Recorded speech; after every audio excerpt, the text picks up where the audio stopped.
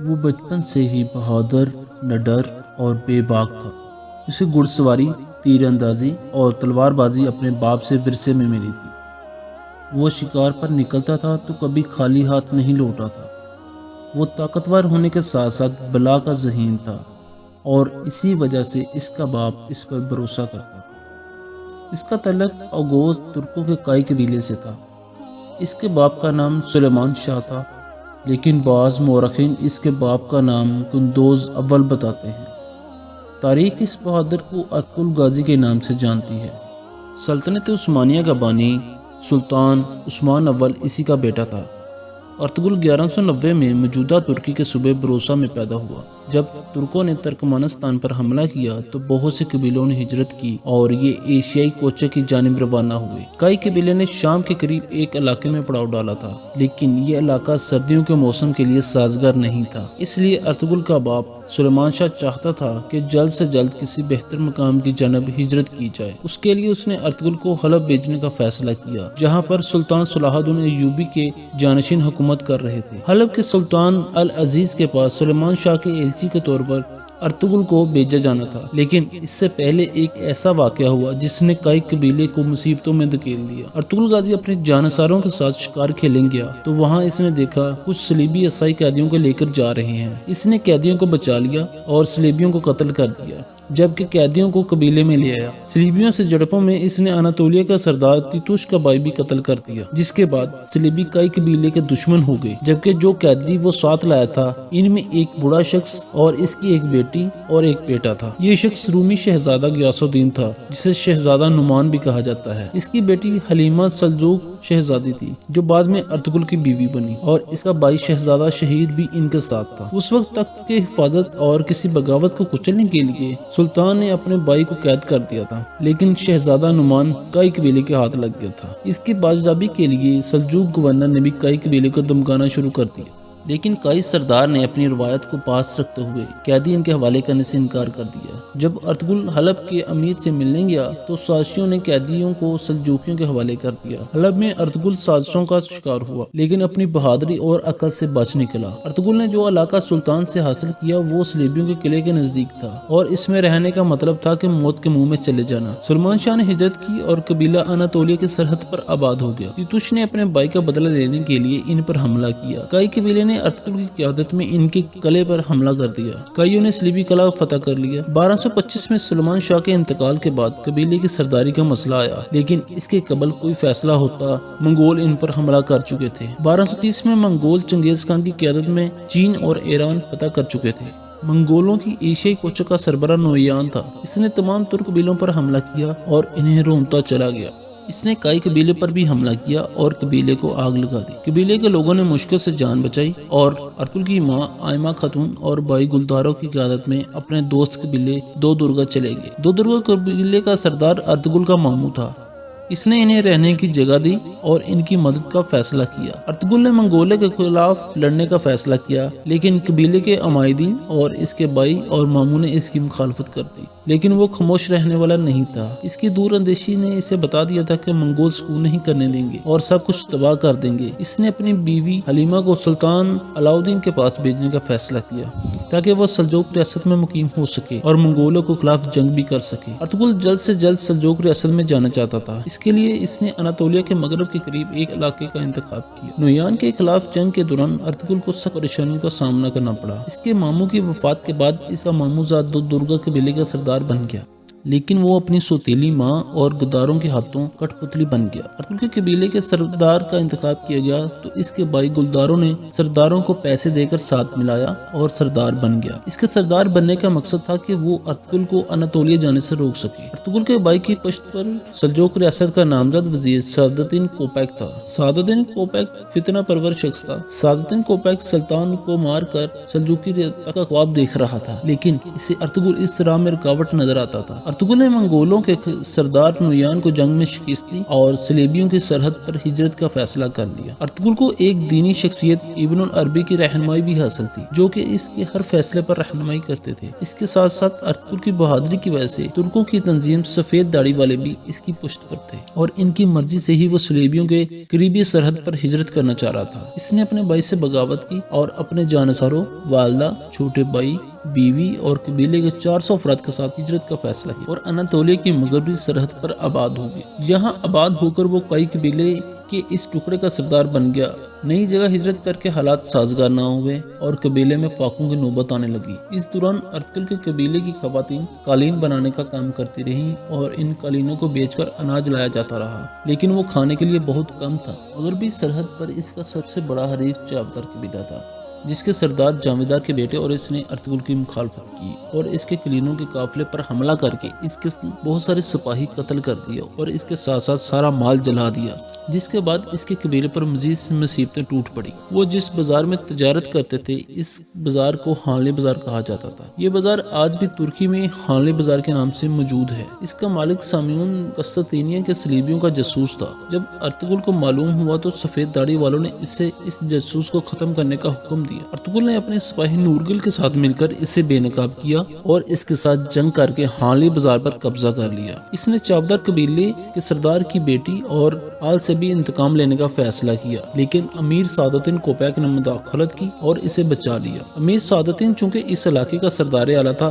اس لیے اس کی بات ماننا ضروری تھی، لیکن ارطغرل اسے خاطر میں نہیں لاتا تھا۔ اس دوران سلطان علاؤالدین کا اس بازار سے گزر ہوا تو اس نے رومی عیسائی تاجروں سے ارطغرل کی بہادری، ایمانداری کا تذکرہ سنا۔ وہ اس سے بہت متاثر ہوا۔ امیر سعادتدین نے سلطان کو ورگلایا کہ ارطغرل ریاست کے اندر ریاست بنا رہا ہے اور حانلے بازار کو سلطنت میں دینے کے بجائے اس پر خود قابض ہو گیا ہے، لیکن سلجوق سلطان پہلے ہی ارطغرل کا مداح ہو چکا تھا اور ترکوں کی روایت کے مطابق تلوار سے حاصل کی گئی جگہ اس کی ملکیت ہوتا ہے۔ سلطان نے ارطغرل کو سارے علاقے کا سردار اعلیٰ بنا دیا اور سعادتدین کو واپس کونیا بلا لیا۔ سردار اعلیٰ کا ساتھ ساتھ اس نے ارطغرل کو قاراچائے قلعہ فتح کرنے کا بھی حکم دیا، کیونکہ انہوں نے سلطان پر حملہ کرنے کی کوشش کی تھی۔ سلطان نے اس کو وعدہ کیا کہ وہ جلد اپنی ایک فوج اس کی مدد کو بھیجے گا۔ ان سب جنگوں میں چابدار قبیلے کا اورال بے ارطغرل کے خلاف رہا، لیکن اس کے بھائی اور بہن اصلاحان نے ارطغرل کا ساتھ دیا۔ اس کے بھائی کے قتل کے بعد اس کی بہن اصلاحان کو قبیلے کا سردار بنا دیا گیا اور ارطغرل نے اپنے سب سے بہترین دوست ترگت، جسے نورگل بھی کہا جاتا ہے، اس سے اس کی شادی کروا دی۔ یاد رہے نورگل کی پہلی بیوی منگولوں کے حملے میں زندہ جلا دی گئی تھی۔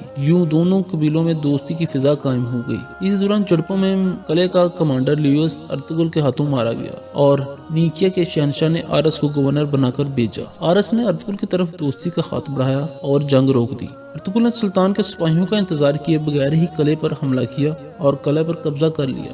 قلعے کا گورنر آرس اپنی جان بچا کر بھاگ گیا اور قلعے پر سلجوق سلطنت اور کائی قبیلے کا پرچم لہرا دیا گیا۔ قاراچائے قلعہ اور حانلے بازار فتح کرنے کے بعد ارطغرل کا ہر طرف چرچا ہونے لگا۔ ارطغرل نے قلعے میں اپنے بھائی سارم کو نائب مقرر کیا اور خود سعادتدین کوپیک کی سازشوں سے سلطان کو آگاہ کرنے کونیا چلا گیا۔ کونیا میں اس نے سلطان کو امیر سعادتدین کے خلاف ثبوت دیے، لیکن وہ سازشی اپنی جان بچانے میں کامیاب ہو گیا۔ 1237 میں اس نے سلطان اور اس کے جانشین خلیج ارسلان کو قتل کروا کر غیاث الدین کو سلطان بنوا دیا۔ سلطان کے قتل کا الزام ارطغرل پر لگا دیا اور اسے قید میں ڈال دیا گیا۔ ارطغرل کو قید میں ڈالنے کے بعد سلطنت پر امیر سعادتدین کوپیک کا قبضہ ہو گیا۔ اس نے قاراچائے قلعے اور اس علاقے سے ارطغرل کی سرداری ختم کروا دی اور گلنالب بے نامی قلعے دار کو سردار اعلیٰ اور قلعے کا نگران بنا دیا۔ لیکن جب سلطان غیاث الدین کو معلوم ہوا کہ اس کے باپ کو ارطغرل نے نہیں بلکہ اس کی ماں کے ساتھ مل کر امیر سعادتدین کوپیک نے قتل کروایا ہے، تو اس نے ارطغرل کو آزاد کروا دیا اور دوبارہ سردار اعلیٰ بنا دی۔ سلطان غیاث الدین نے امیر سعادتدین کو قتل کرنے کا حکم جاری کیا اور ارطغرل کو یہ ذمہ داری سونپی۔ ارطغرل نے گلنالب بے کو اس سازشی شخص کے بارے آگاہ کیا اور اس کے ساتھ مل کر سعادتدین کوپیک کا خاتمہ کیا۔ سلطنت کو دوبارہ اپنے پیروں میں کھڑا کرنے کی کوشش کی، لیکن اس نے گلنالب بے کو قاراچائے قلعے کا نگران ہی رہنے دیا اور خود قبیلے سمیت سوگوت ہجرت کر گیا۔ سوگوت وہ علاقہ تھا جو اس کی بہادری سے خوش ہو کر سلطان غیاث الدین نے عنایت کیا تھا اور آزادی دی تھی کہ وہ چاہے تو ارد گرد کے علاقے فتح کر کے اپنی جگیر بڑھا سکتا ہے۔ اس نے حالی بازار بھی سلجوق ریاست کو سونپ دی اور خود سوگوت ہجرت کرنے کی تیاری کرنے لگا۔ اس دوران اوکتائی خان نے دوبارہ اناتولیہ پر حملہ کرنے کا اعلان کر دیا اور نویان کو یہ کام سونپا گیا کہ یا تو سلطان غیاث الدین کو اطاعت پر راضی کرے یا پھر اناتولیہ کو تباہ و برباد کر دے۔ نویان نے جب سلطان غیاث الدین کو 2 گنا لگان اور اطاعت کا حکم دیا تو اس نے ارطغرل کو نویان کے ساتھ اوکتائی خان کے پاس صلح نامہ دے کر بطور سفیر بھیجا۔ ارطغرل کی غیر موجودگی کا فائدہ اٹھاتے ہوئے نویان کی بہن نے کئی قبیلے پر حملہ کرنے کا منصوبہ بنایا، لیکن وہ کامیاب نہ ہو سکی اور نویان کی بہن ماری گئی۔ ادھر ارطغرل جب اوکتائی خان کے پاس پہنچا تو اس نے امن معاہدے پر مہر لگا دی اور 2 سالوں کے لیے سلجوقوں کو مہلت مل گئی، اور اسی دوران اوکتائی خان مارا گیا اور اس کی موت کا ذمہ دار ارطغرل کو قرار دیا گیا، لیکن وہ باغ نکلنے میں کامیاب ہو گیا۔ نویان نے اس کا تعاقب کیا لیکن ناکام رہا۔ نویان واپس چلا گیا اور اوکتائی خان کے بیٹے کو اناتولیہ پر حملے کے لیے تیار کیا، جس کے نتیجے میں 1243 میں کوسے ڈا کی جنگ لڑی گئی۔ ارطغرل واپس جب قبیلے پہنچا تو اس نے سوگوت جانے کی تیاری کا حکم دیا۔ اس دوران سوگوت کی سرحد پر موجود قلعے کے گورنر نے اس کے سپاہیوں پر حملہ کرنے کا حکم دیا اور اس کے جوابی حملے میں اس نے قلعے کے گورنر کو مار دیا اور قلعے پر قبضہ کرنے کا فیصلہ کیا۔ لیکن اس وقت نیکیا کے شہنشاہ کا بیٹا خود صلح کا پیغام لایا، جس کے بعد سرحد پر صلیبیوں کا خطرہ ٹل گیا اور اس نے قبیلے سمیت سوگوت ہجرت کر لی، جو کہ اب ارطغرل غازی کی جاگیر تھی۔ کوسے ڈا کی جنگ سلجوقوں کو بری طرح متاثر ہوئی۔ کوسے ڈا کی جنگ میں سلجوقوں کو بری طرح شکست ہوئی اور منگولوں نے اناتولیہ پر قبضہ کر لیا اور ارد گرد کے قلعے دار، یہاں تک کہ سلطان بھی منگولوں کو ٹیکس دینے پر مجبور ہو گیا۔ سلجوق دربار میں سلطان منگولوں کے ہاتھ کی کٹ پتلی بن گیا۔ غیاث الدین کا جانشین مکمل طور پر منگولوں کے ہاتھوں میں کھیر رہا تھا۔ مسلم عمرہ منگولوں سے سونا لے کر ان کے مفاد کے لیے کام کر رہے تھے۔ سلطان کے بڑے بیٹے علاؤالدین قاؤس نے منگولوں سے بغاوت کی، لیکن اس کا ساتھ دینے والا کوئی نہیں تھا، اس لیے اس نے نیکیا میں جا کر پناہ لی اور اس کا بھائی کلیج ارسلان سلطان بن گیا۔ منگولوں کا حکمران ہلاکو خان بن گیا تھا، جو مشرق میں تبریز تک خون کی ندیاں بہا چکا تھا اور ان قریب اناتولیہ کی باغیوں کو روندنے کا منصوبہ بنا رہا تھا۔ اس دوران ارطغرل نے سوگوت میں اپنا قبیلہ بسا لیا اور وہاں سے منگولوں کے خلاف اپنی جدوجہد جاری رکھی، لیکن یہ جدوجہد ظاہری نہیں تھی۔ ظاہری طور پر وہ منگولوں کو ٹیکس دیتا تھا، لیکن اندرونی طور پر وہ منگولوں کے خلاف ایک بڑا منصوبہ تیار کر رہا تھا۔ اس نے مصر کے سلطان ملک الظاہر اور چنگیز خان کے پوتے برقع خان، جس نے اپنے قبیلے سمیت اسلام قبول کر لیا تھا اور منگولوں کے خلاف جنگ جاری رکھے ہوئے تھا، اس کے ساتھ مل کر ایک منصوبہ بنایا۔ اس نے سب کو اکٹھا کیا اور منگولوں کے خلاف لڑنے کے لیے تیار کر لیا، لیکن اندرونی سازشوں اور سلیبی قلعے کے غدار گورنر کی طرف سے حملوں کے بعد ارطغرل بری طرح پھنس گیا تھا، کیونکہ اپنے عظیم مقصد کو پورا کرنے کے لیے بڑی جنگ ضروری تھی، لیکن وہ اس دوران بازنطینیوں کے ساتھ کسی بھی قسم کی جنگ کے بارے میں سوچ بھی نہیں سکتا تھا۔ منگولوں کی شورش جاری تھی، بلکہ کئی قبیلے کے لوگ ان سے مل چکے تھے۔ ارطغرل کا سوگوت سے کنٹرول ختم کرنے کے لیے سلجوق وزیر بہاؤالدین نے امروک قبیلے کو سوگوت میں بسانے کا فیصلہ کیا۔ امروک قبیلے کا سربراہ ارطغرل کے خلاف تھا، لیکن اس کی بیٹی ارطغرل کو پسند کرنے لگی اور بعد میں ارطغرل نے اس سے شادی کر لی۔ سلیبیوں نے واپسی قلعے پر قبضہ کر لیا۔ ان کا کمانڈر دراگوس تھا، جو ارطغرل کو سوگوت سے نکالنا چاہتا تھا۔ اس نے امروک قبیلے کے سردار کو قتل کر کے اس کا الزام ارطغرل کے بیٹے گندوز پر لگا دیا، جس کے بعد دونوں قبیلوں میں لڑائی کا اندیشہ ہو گیا، لیکن ارطغرل کی ذہانت اور سمجھداری سے وہ اس مصیبت سے بچ نکلے۔ مرو بے کے بعد اس کا بیٹا بلاگو بے اس قبیلے کا سردار بنا۔ بلاگو بے منگولوں کا خاص آدمی تھا۔ وہ باغی قبائل کے خلاف ایک مہم جاری رکھے ہوئے تھے۔ اپنی اصلیت چھپاتے ہوئے وہ الباستی کے نام سے ترک قبیلوں کے لیے ایک دہشت بنا ہوا تھا۔ دوسری طرف دراگوس بھی گمنام تھا۔ ارطغرل کو 2 گمنام دشمنوں کا سامنا تھا اور وہ دونوں اس کی نظروں کے سامنے تھے، یعنی الباستی بلاگو بے کے روپ میں اور دراگوس سوگوت میں کلیسا میں زنگوچ کے روپ میں۔ الباستی نے ارطغرل کے بھائی گلداروں کے قبیلوں کو بھی تباہ کر دیا اور وہ اپنی جان بچا کر پہاڑوں میں روح پوش ہو گیا تھا۔ ارطغرل کے سامنے نادیدہ دشمن تھے اور ایک عظیم مقصد اس کا منتظر تھا۔ اس صورتحال میں وہ کسی طور پر معمولی دشمنوں کو نظر انداز نہیں کر سکتا تھا۔ ارطغرل نے منگولوں کے 2 سرداروں کو قتل کر دیا جو اس کے قبیلے پر حملہ آور ہوئے تھے۔ ان کی موت کے بعد ہلاکو خان کا بھائی اس کے مقابلے کے لیے سوگوت آ گیا۔ اس نے الباستی کی مدد کی اور ارطغرل کے خلاف جال بننے شروع کر دی، لیکن ارطغرل ایک مرتبہ پھر اپنی ذہانت سے بچ نکلا۔ اس نے دراگوس کو بے نقاب کیا اور اسے قتل کر دیا۔ الباستی بھی جب کھل کر ارطغرل کے سامنے آیا تو اس کے بھائی گلداروں کے ہاتھوں مارا گیا۔ ارطغرل ان دشمنوں کو ختم کرنے کے بعد مغرب میں برقع خان سے ملاقات کے لیے چلا گیا۔ ایرول بوگا کو جب یہ معلوم ہوا کہ وہ ارطغرل کو مارنے اس کے پیچھے چلا گیا، ارطغرل نے برقع خان کے غدار وزیر کو بے نقاب کیا اور ایرول بوگا بھی برقع خان کے ہاتھوں مارا گیا۔ ارطغرل نے برقع خان کے ساتھ مل کر منگولوں سے جنگ کی۔ اس نے برقع خان کو یقین دلایا کہ وہ جب منگولوں پر حملہ کرے گا تو اناطولیہ کے ترک اس کے شانہ بشانہ ہوں گے، جبکہ سلطان طاہر بیبرس بھی اپنی فوج کے ساتھ ان میں شامل ہو جائے گا۔ ارطغرل واپس قبیلے آ گیا اور اپنے چھوٹے بھائی دندار بے کو قائم مقام بنا کر اس جنگ کے لیے روانہ ہو گیا۔ اس جنگ میں منگولوں کو شکست ہوئی۔ لڑائی کے دوران ہلاکو خان علیل ہو گیا اور بیماری سے چل بسا۔ مسلمانوں کو فتح نصیب ہوئی۔ بغداد سے خلافت عباسیہ کے خاتمے کے بعد خلافت عباسیہ قاہرہ منتقل ہو گئی۔